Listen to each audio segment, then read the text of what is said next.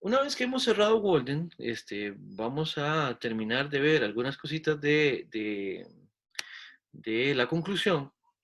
eh, y también vamos a ver un poco de caminar y de una vida sin principios. Vamos a ver hacia dónde nos lleva, digamos, este camino, propiamente hablando. Eh, Aquí lo primero que estamos haciendo es conectando eh, otros contenidos desarrollados por Thoreau con el cierre que él hace de Walden. En ese sentido, el cierre que él hace de Walden tiene que ver con el fin que le da al experimento de haber estado en Walden Point. Y el punto es este. De alguna manera, Thoreau lo que está haciendo es evaluando cuáles son los principios fundamentales, digamos, por así decirlo, lo más fundamental que tiene que atender una vez que él se va, digamos, a la cabaña. Lo que quiere ver es qué es realmente aquello a lo que no puede renunciar, para establecer que eso podría ser considerado entonces sus necesidades básicas. Ahora, las necesidades básicas en Thoreau son punto de partida. No, la propuesta de Thoreau nunca, en ningún momento, es vamos a ver cuáles son nuestras necesidades básicas y nos vamos a quedar solamente con ellas, ¿verdad? Eh, Sino que vamos a ver cuáles son nuestras necesidades básicas y no les vamos a perder la pista. Es una cosa distinta. De nuevo, Thoreau en ese sentido no es no sé, él lo que está proponiendo aquí no es el anacoretismo, por ejemplo, el que la gente se vuelva ermitaña y que se vaya. No es eso, no es eso. Él, su vivencia en la cabaña la propuso así, pero simplemente de lo que se trata es de establecer cuáles son nuestras necesidades básicas, no perderlas de vista y saber lo que implica vivir en una mayor o menor cercanía con ellas, ¿verdad? No es renunciar a todo. O sea, aquí Thoreau no está pidiendo que se haga lo que hizo, por ejemplo, lo que hace el Buda, ¿no?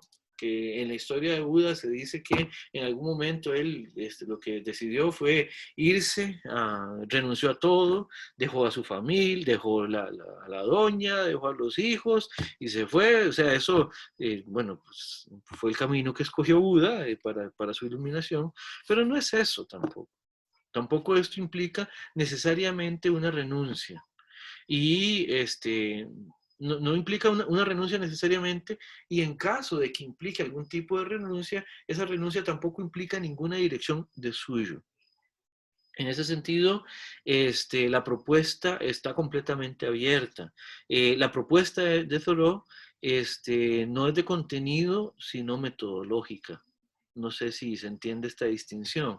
En última instancia, a él no le interesa que todo el mundo haga lo mismo, no en el sentido de exactamente los hechos que se llevan a cabo, sino el proceso de potenciación de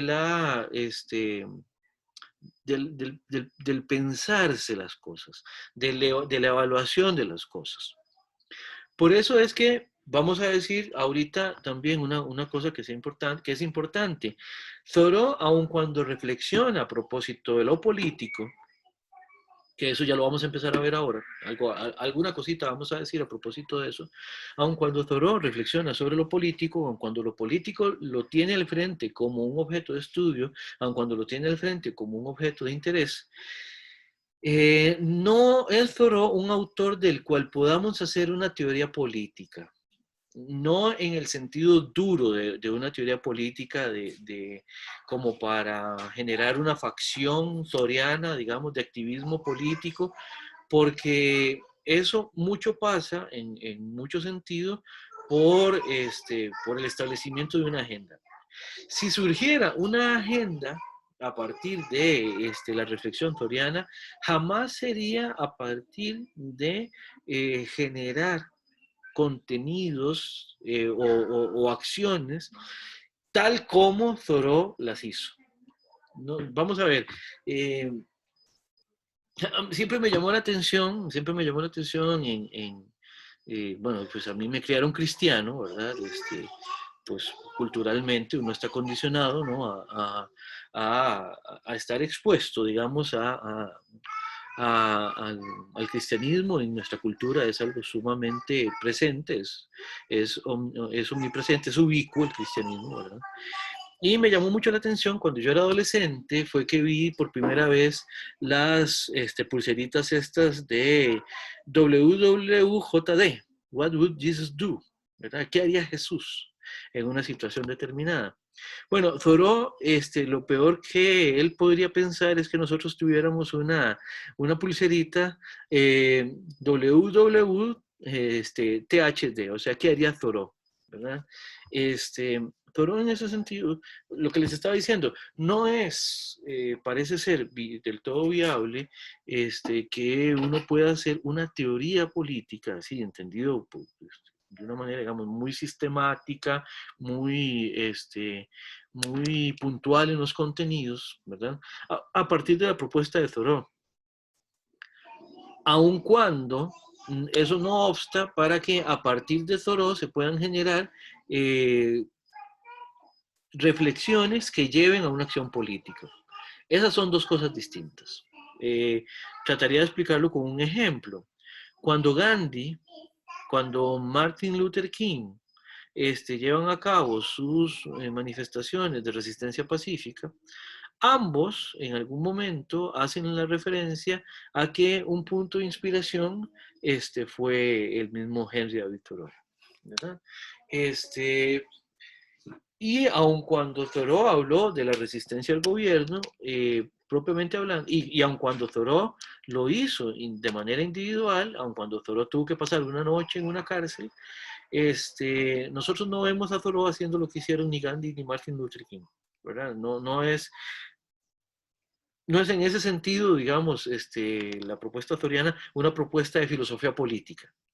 Es una propuesta reflexiva que puede derivar eventualmente en acciones políticas, lo cual es distinto. Adelante.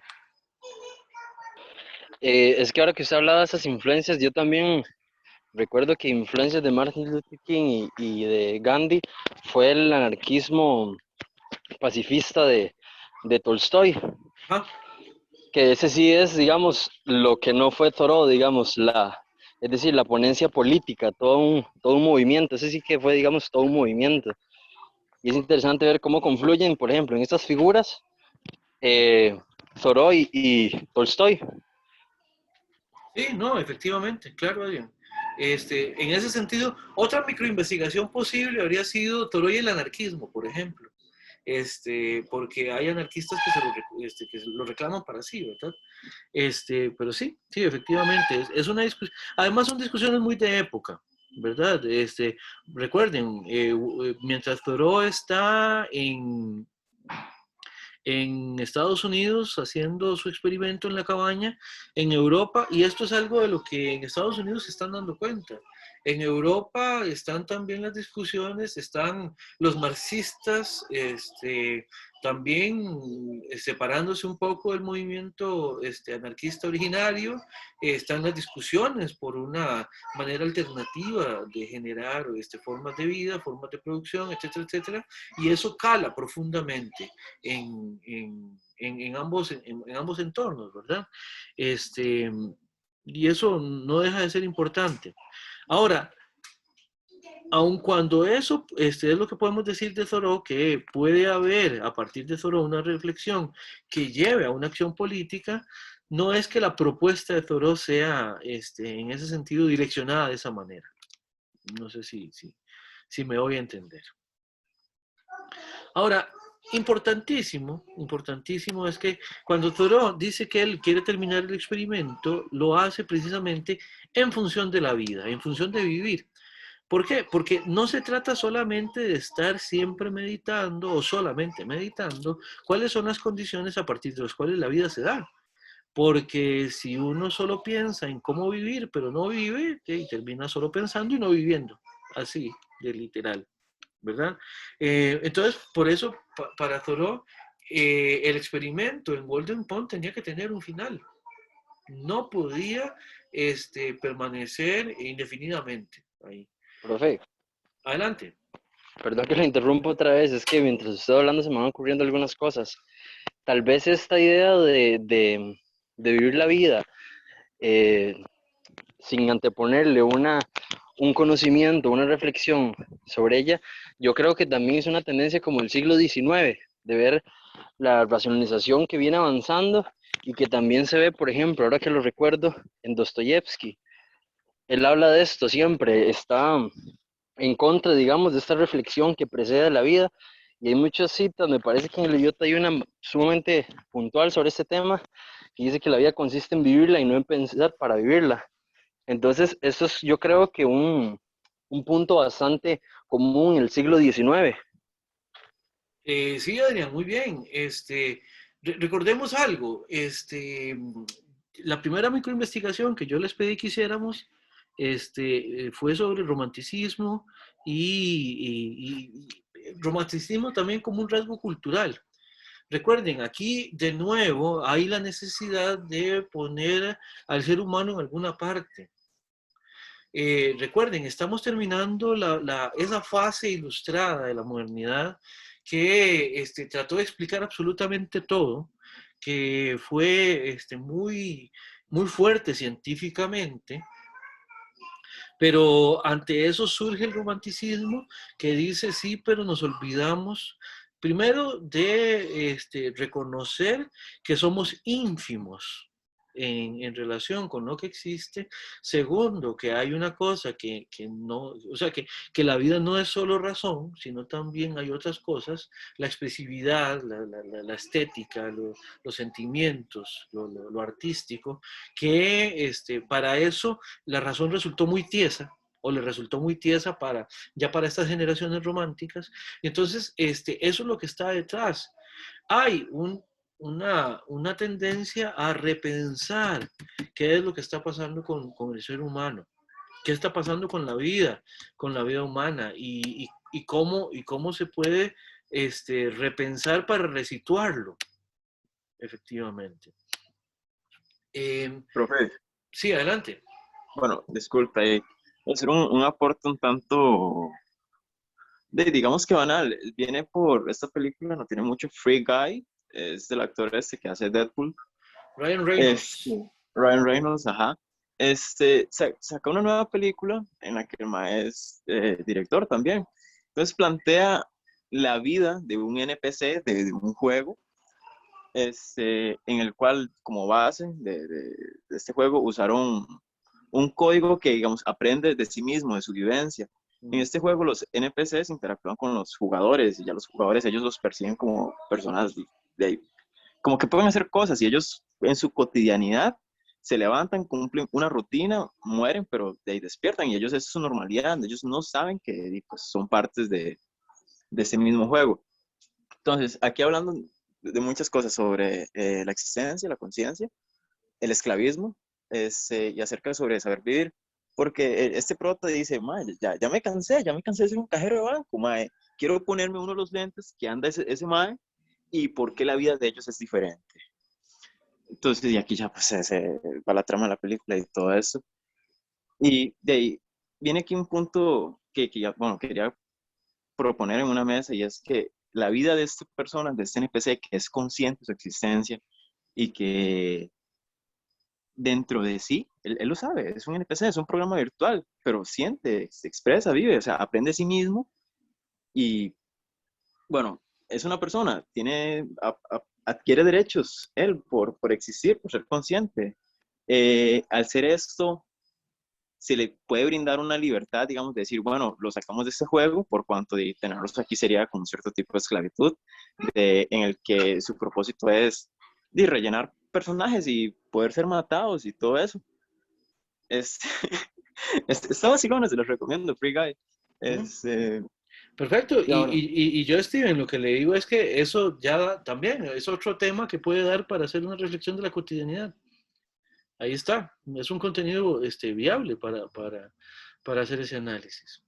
Eh, y sí, efectivamente, vamos a ver, lo interesante de este tipo de propuestas, no conozco la película, o sea, sí sé cuál es, la de esta Free Guy, este, creo que es una personaje femenina también la que lo llega a buscar para sacarlo de lo que le toca hacer por la programación y todo este tipo de cosas. Pero lo interesante de estas propuestas es que de alguna manera lo ponen a uno a pensar en relación con cuál es ese programa en el que está la vida que uno está desarrollando, ¿verdad? O sea, cuál es ese código, cuáles son esos protocolos que uno está cumpliendo, por así decirlo. ¿Verdad?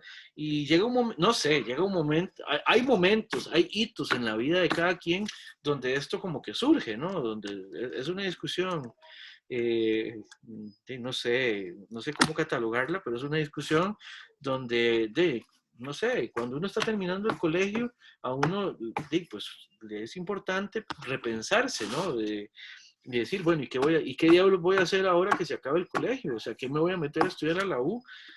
Pensando en que eso va a condicionar de alguna manera, es una decisión que va a condicionar de alguna manera un derrotero durante mucho tiempo en la vida de uno.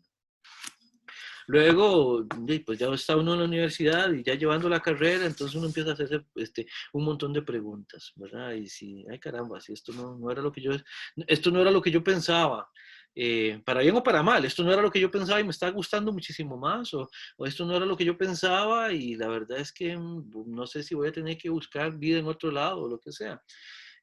Solo lo que yo les decía de que al experimento no hay que quitarle el dedo del renglón a propósito de esa reflexión individual, tiene que ver con que esa pregunta tiene que ser un telón de fondo, tiene que ser un eco de fondo, digamos, eso siempre tiene que estar ahí latente, ¿verdad? Tiene que estar ahí, y de vez en cuando hay que estar volviendo a esa pregunta. También para revisar cómo va uno avanzando y qué va haciendo uno en relación con los derroteros que va recorriendo, ¿verdad?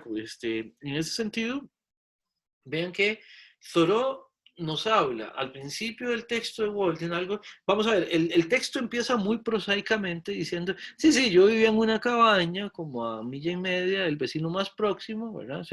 Como quien dice, se me ocurrió en algún momento que podía irme a vivir ahí, y de pronto hay capítulos en los que después de que nos decía así eso, como que no quiere mucho la cosa, de pronto nos habla de que él lo que en última instancia está tratando de leer las leyes superiores. Y las leyes superiores son las leyes de la naturaleza, y en ese sentido las leyes del universo. Y entonces uno dice, caramba, entonces lo que empezó como un simple, sí, yo vivo ahí en ese manchón de bosque, sí, yo ahí me meto y ahí vivo y ahí paso mis noches y estoy haciendo un experimento, y de pronto nos dice, yo realmente en esto me ubiqué en relación con el universo, a donde estoy. No para darse mayor importancia que la que tiene, no para sentirse especial en relación con ese universo, sino para saber a dónde está en ese universo y qué puede hacer con ello y qué puede hacer de sí, etcétera, etcétera. ¿Verdad?